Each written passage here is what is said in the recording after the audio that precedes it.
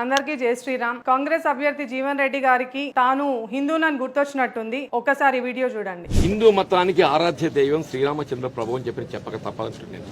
ఆనాడు దుష్ట శిక్షణ శిష్ట రక్షణలో భాగంగా ఏదైతుందో అవతారమూర్తి శ్రీరామచంద్ర ప్రభు ఏదైతుందో మరి వారి అవతారాన్ని పొంది ఇవాళ తండ్రి మాట జవతాటని ఏదైతుందో ఒక పుత్రుడిగా ఆదర్శవంతమైనటువంటి ఇలా పుత్రుడిగా కొడుకు ఆదర్శంగా తీసుకుని ఎవరిని తీసుకోవాలంటే శ్రీరామచంద్ర ప్రభు అని చెప్పంటారు.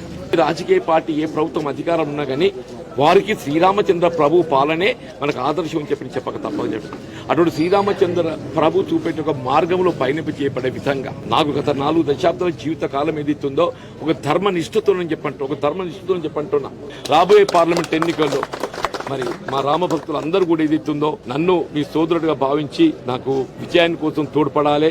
ముఖ్యంగా ఆ శ్రీరామచంద్ర ప్రభు యొక్క మనకు వారి కటాక్షం లభింపజేయబడే విధంగా వారి ఆశీర్వచనం లభించబడే విధంగా మనొక ఆంజనేయ సోదరుడిగా భావించే చెప్పంటున్నాం. ఇప్పుడు ఆంజనేయ స్వామి భక్తులు అందరూ కూడా ఏదైతుందో నాకు తోడ్పడాలని చెప్పి కోరుతూ సెలవు తీసుకుంటున్నాను.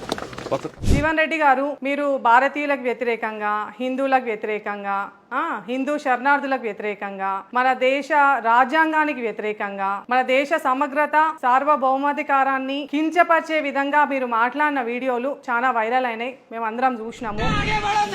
हिंदुस्तान में जो रहने वाले आने वाले कोई भी रहे, यहाँ पे हर शख्सियत को, हर मजहब को,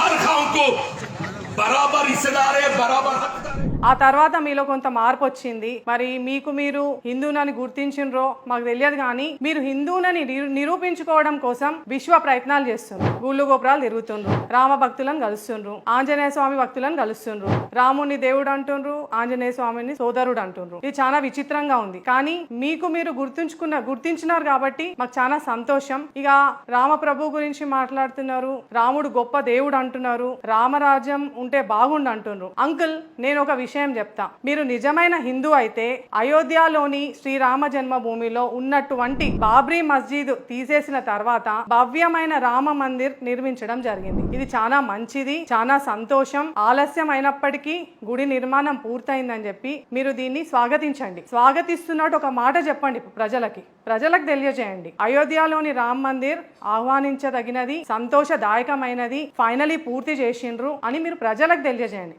అప్పుడు ప్రజలు మిమ్మల్ని అర్థం చేసుకుంటారు, ఒప్పుకుంటారు, మిమ్మల్ని నమ్ముతారు. కానీ అనవసరంగా మీరు గుళ్ళు గోపురాలు తిరిగితే మీకేం రాదు అంకుల్. మరొక విషయం, మీరు నిజమైన హిందూ అయితే సిటిజన్షిప్ అమెండ్మెంట్ యాక్ట్ గురించి కానీ, పాపులేషన్ కంట్రోల్ బిల్ గురించి కానీ, నేషనల్ రిజిస్టర్ ఆఫ్ సిటిజన్ గురించి కానీ, యూనిఫామ్ సివిల్ కోడ్ గురించి కానీ, వీటన్నిటి గురించి మీ అభిప్రాయం తెలియజేయండి ఒకసారి. ఇక మీ వీడియోలు చూస్తూ ఉన్నాం. మీ వీడియోలల్లా రామరాజ్యం గురించి మాట్లాడుతున్నారు, రామరాజ్యం ఉండాలి అంటున్నారు. మరి రామరాజ్యం త్రేతాయుగంలో ఉండే, అప్పుడు హిందువులు ఉండే. మీ పార్టీ చేసిన ఘనకార్యంకి మీ పార్టీ దేశాన్ని 3 ముక్కలుగా విభజించింది మీ కాంగ్రెస్ పార్టీ, అందరికీ తెలుసు. ఇందిరాగాంధీ గారు సెక్యులర్ అనే పదాన్ని తీసుకొచ్చి పెట్టిండ్రు. అంబేద్కర్ గారు రచించిన రాజ్యాంగంలో మాత్రం సెక్యులర్ అనే పదం లేదు. మరి మీరే చెప్పండి, ఇప్పుడు రామరాజ్యం కావాలంటే మనం సెక్యులర్ అనే పదాన్ని తీసేద్దామా? మీరే చెప్పండి. రామరాజ్యం కావాలన్నా వద్దా కూడా మీరే చెప్పండి. సెక్యులర్ అనే పదాన్ని తీసేద్దామా వద్దా కూడా మీరే చెప్పండి. మీరే డెసిషన్ తీసుకోండి. భారత్ మాతాకి జై.